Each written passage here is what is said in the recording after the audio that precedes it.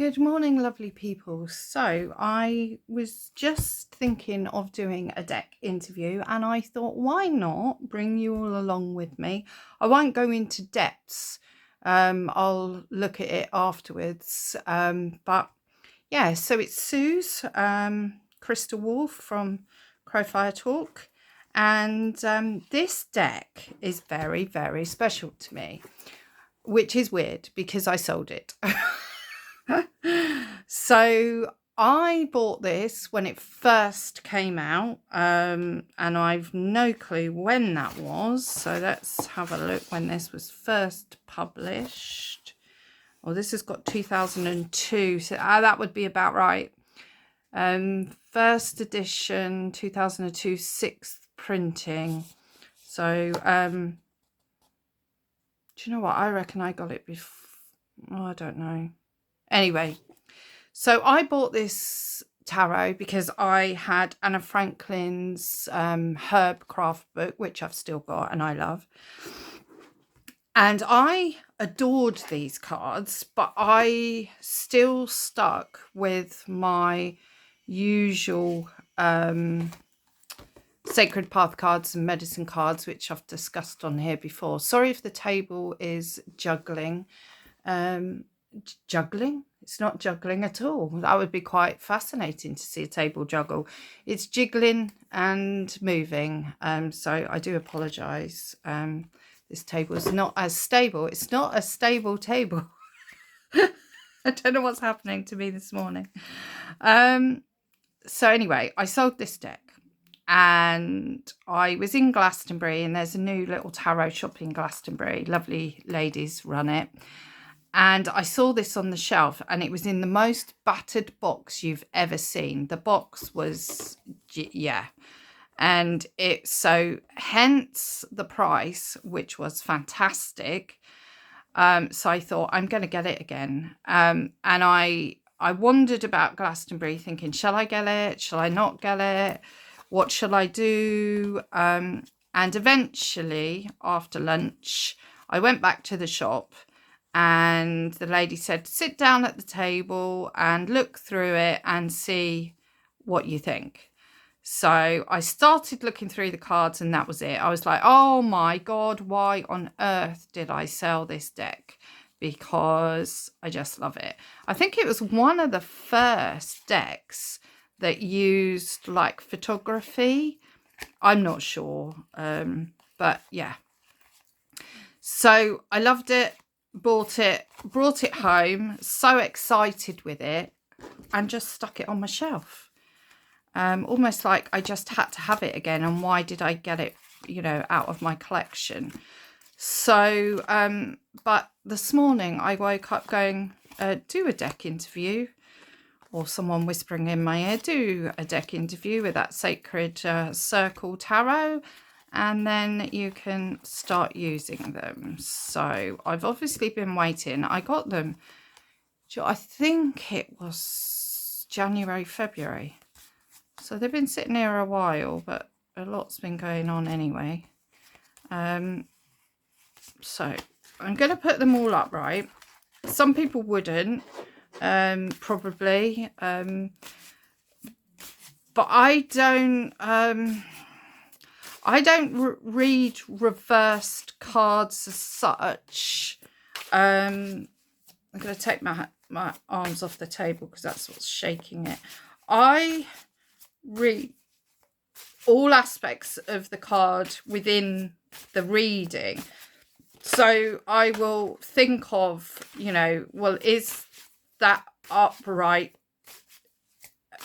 position actually how... and what getting tongue-tied, is that upright position applicable to me at the moment, or actually am I more in the reversed energy? So yeah, so I want them all upright. If one does come out reversed, then that would be a bit more potent, I suppose, to look at that. But anyway, we're doing a deck interview, and the deck interview that I do, I think I got off another YouTuber. I think I tweaked it a bit, and I can't for the life of me remember the lady. I think she did a deck interview with the Spirit Carrot Oracle, which is probably, as you might know on here, as there's a couple of videos on it, in my favourite cards ever. And I thought, oh, wow. And in fact, I don't think I'd ever actually seen a deck interview before. I didn't even know what a deck interview was. Back in my day, we didn't do deck interviews, but I loved it. And I thought, well, if we did, no one told me about them anyway. I thought, oh, so I started doing it with cards, and I am loving. I did it with the Spirit Carrier Oracle, which was hilarious because it was so in your face, the interview, which the cards are. Then I did it with my second deck of the Spirit Carrier Oracle because I wanted two decks because I use one deck daily on my altar. So I needed another deck that if I wanted to pull out and do a reading. So I bought another copy. And both interviews were different, which was quite fascinating because they're both exactly the same deck of cards. But they both hold slightly different energies. So very strange. But I knew that when I opened them because they didn't feel the same as my first set, which I found mind-blowing. Yeah.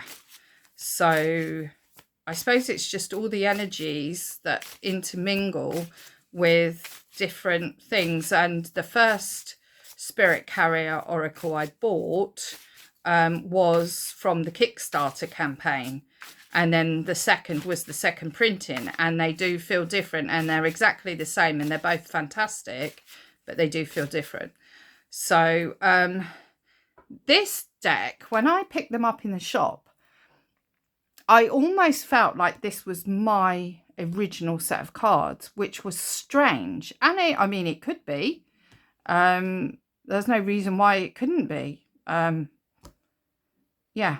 So, but I did feel that. So anyway, let's get back to the interview. So the questions I ask, the first is your true self.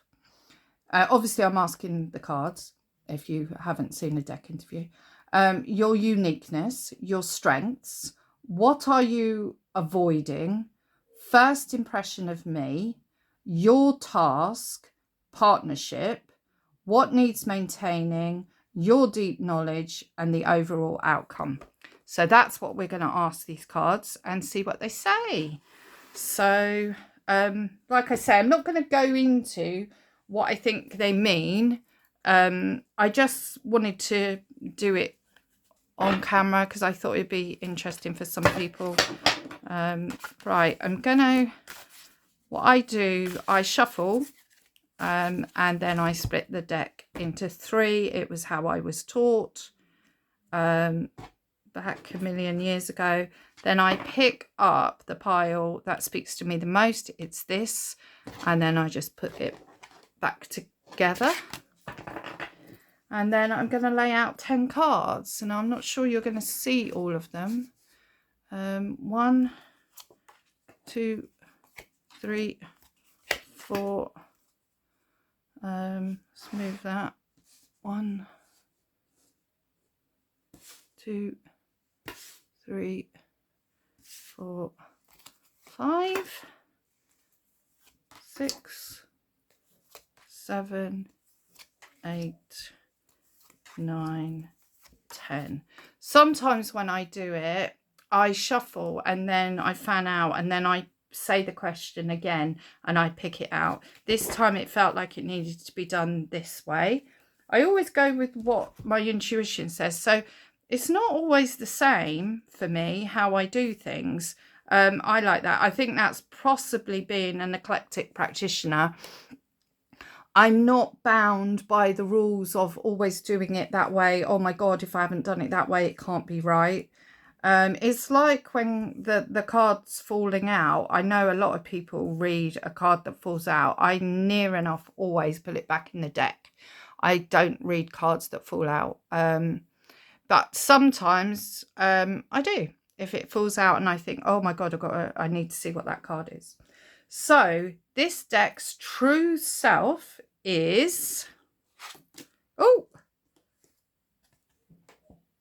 Seven of Discs. Prudence is do you know what? I think that was the thing that bothered me about these cards. I don't think I liked the things on the card. And I know a lot of people cut cards nowadays. I just find that sacrilegious. I would really, really struggle to do that. But I could black out the names, I suppose, put a bit of art or something on there. But Prudence. So this deck's true self is the Seven of Discs. So if you're not familiar, obviously that's coins, or pentacles would be Seven of Pentacles. Let's have a look at just a couple of the words. I can't find discs. Are they at the end? Here, no, that's cups. Here we go, Seven of Cups. No, I didn't do cups. Oh, was it a good idea doing this today? Maybe not. Oh, for goodness sake, was that? I can't find discs. Swords. That's Major Arcana. Here we go. So what have we got? Yeah, discs at the end. Well, why can't I? Here, discs. We're in it. 5 of discs. 6 of discs. Actually, it was really funny because this set of cards has been on my shelf for ages, as I said. And then I came in this morning to find it to do this interview, and it was gone. So yeah, and it was on the floor. 7 of discs indicates that you are not prepared to work for what you want. Oh, so the deck is not prepared to work for what it wants, but think you can take a shortcut, a get rich quick scheme that seems too good to be true is too good to be true. Invest in it. So the deck is saying, don't use me as a wishy-washy deck. Maybe that's why I got rid of it, because at the time I wasn't really deeply into tarot, and I'm still learning tarot, I think. I found it much easier to really connect with the runes than I do the tarot. But I have been using it a lot in the last few years. Daily, I use different tarot sets with my daily rune and stuff. But yeah, so what it's saying is, like, don't take this deck for granted. Its true self is to go deep, not be wishy-washy, and obviously it's a bit of a warning to me. Don't mess with this deck. So its uniqueness is 8 of discs. Oh no, don't say that they are. Do you know what? That's going to be. Oh no. Okay. It's not. So I thought then they were all in sequence. And so 8 of discs skill. So its uniqueness is the skill, and maybe it's going to help me learn the tarot deeper, go into it deeper. And also I've got to use my skills of how I'm going to work with it, I would think. So like both are uniquenesses coming together. The deck's strengths, love this. The High Priestess, yay!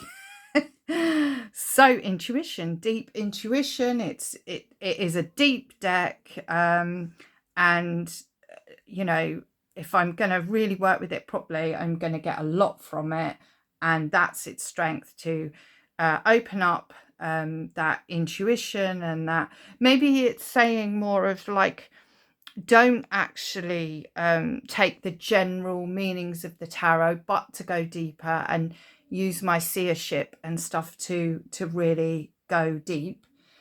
So what is this deck avoiding though? the lady. So that's the Empress. So it's avoiding. Oh, what is it avoiding? I mean, it can't be avoiding fertility.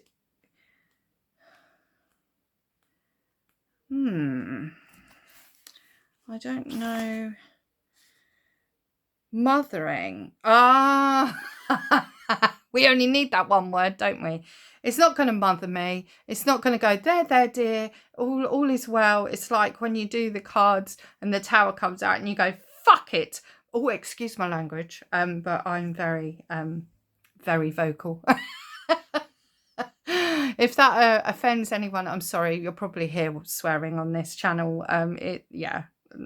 Anyway, but that came very, very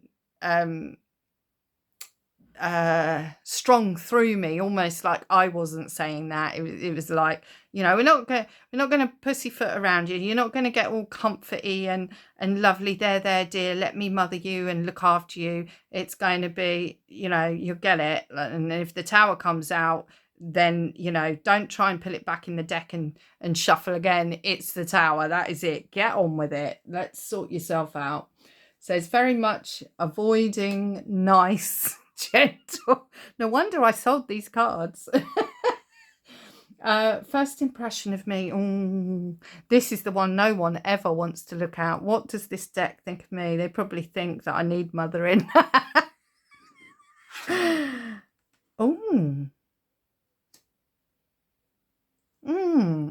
You know, first impression of me is the Lovers. So that's like that deep connection for me. So they can see, this deck already can see that I'm very committed to my spiritual path and what I do.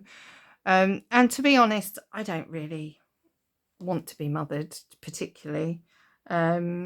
If I get mothering, it's normally from Carly, so it's not normally gentle. So I quite like that card being there. That's oh look, I've got three major arcana there. It's quite nice, isn't it? 2 pentacles, discs. Your task. So this is its task. Oh, 6 of discs. Bounty to make me grow, help me flourish, go deeper. This deck may be the deck that I really start working with my lovely Andi Matzner tarot books. Yeah, that's interesting. Yeah, so I've got more to go. I can delve in that because there's some stuff coming up for me. So partnership. Our partnership is the 6 of Wands. Success. Oh my goodness. Oh, I'm loving this.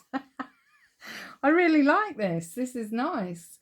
What needs maintaining? So this is probably what I'm going to do, and not procrastinate and not leave it months before I pick up the deck. Probably don't dilly-dally, fanny around. 8 of Cups, abandonment. Oh, that's a weird card, isn't it? What needs maintaining? Abandonment. What does that mean? Does it mean abandon? Oh, do you know what? I'm not going to read that, and that might not be. I might read it later, but that to me is what needs maintaining. Is not abandoning this connection again. Not you know, like they were too hard to work with. I'm not clever enough. I'm not good enough to work with the tarot. You know, it's not my thing. It's like, don't abandon something because it gets hard, is what I'm getting. That, I mean, I know it's a cup card, so it's normally about emotions, which I think it is. It's like, maybe it's like that self-worth thing. No, now I'm getting, look at it. God. Oh, I'm being taken all over the place with this reading. It's like one minute I feel like I know what I'm doing. Next minute I feel like a idiot. The Eight of Cups talks about the necessity of letting something go. Something it is, yeah. See, that to me is letting go of my, oh, I don't read the tarot. And it's, yeah, that's what I'm getting. I'm really getting that. So I'm hoping that's, so what needs maintaining is that connection of that. I know that anyone can learn this, anyone can use any cards. You just have to put the effort in and stuff. That's what I'm getting. The cards, your deep knowledge is defeat. Oh, it's a lovely eight. That's, I think, my favorite Avebury stone. That one. I think I've got pictures with me with one of my crystal skulls there. I'm pretty sure that's the one. Defeat. So your deep knowledge is defeat. And because they're swords, it's all about intellect and stuff and that type of thing. And I think that's defeat in the mind, defeat in insecurities and that awful mind talk, you know, mind-made fears type of thing. That's what I'm getting. Overall outcome, health, Page of Discs. Healthy relationship with the tarot and with these cards. That's what I'm getting. Because I think back in the day when I got them, I did all the things that were told. Like, you get a set of cards, you don't read the book because you need to use your intuition. And I always think that the book is the author and the person who's made the cards. So I always think it should be read because you'll read their perspectives, but then when you read it, then it's difficult for you to use your own intuition, because then you think, well, she said that, so I can't, but I'm getting something else. So it does get confusing. So I do agree with people saying don't read the book. But I think you just have to be confident in yourself that even though this is the person's opinions, not opinions because it's their truth of the deck they've made, but your opinions might slightly differ because you're getting something else. Well, this person would want that for you because they would want you to grow and take the cards further and go into your own interpretation. So it just makes the cards more alive and you know, you can go deeper. So once you get more confident, then you can read the book. But at first, I think you probably should look at the cards and see what's in the cards and what you're getting from the overall look. That's the problem when you've got words on the cards, though, because I think if it comes up in a reading in a very specific place, then it's hard for you to turn maybe a more negative word into a positive position in the spread. So it's come up in a positive position and you've got defeat, and that really can mess with your mind. But I think once you get more confident in yourself and your own intuition, then you don't latch onto that. You can then let your mind wander into deeper places for you to get deeper answers. You're not hooked up on that defeat word or abandonment or success even. You know, success might be in a really negative position in the spread. So then it looks like, oh, well, I've got no success and whatever. So you have to broaden and let go and just go with the flow and use your mind to expand and, you know, bring in those Jupitan energies. Let your mind expand, let it go further, let it take you on a journey, and then you'll get much more from it, I think. So, well, that seems interesting. I like that. So I'm now going to put it in my journal, and I might do some more journaling on it a bit later, write up anything. But yeah, I just wanted to bring you guys along with me. I know it's a bit of a long video, but you can't do this in a very, very quick time. So I hope you didn't mind coming on the journey with me, and I hope you got something from it. Yeah, if you've never done a deck interview, I'll do one because they are such great fun. And you'll be so surprised what the cards say to you. It's amazing. Yeah, I love it. So anyway, love and blessings. Take care, everyone, and I'll see you in the next one. Bye.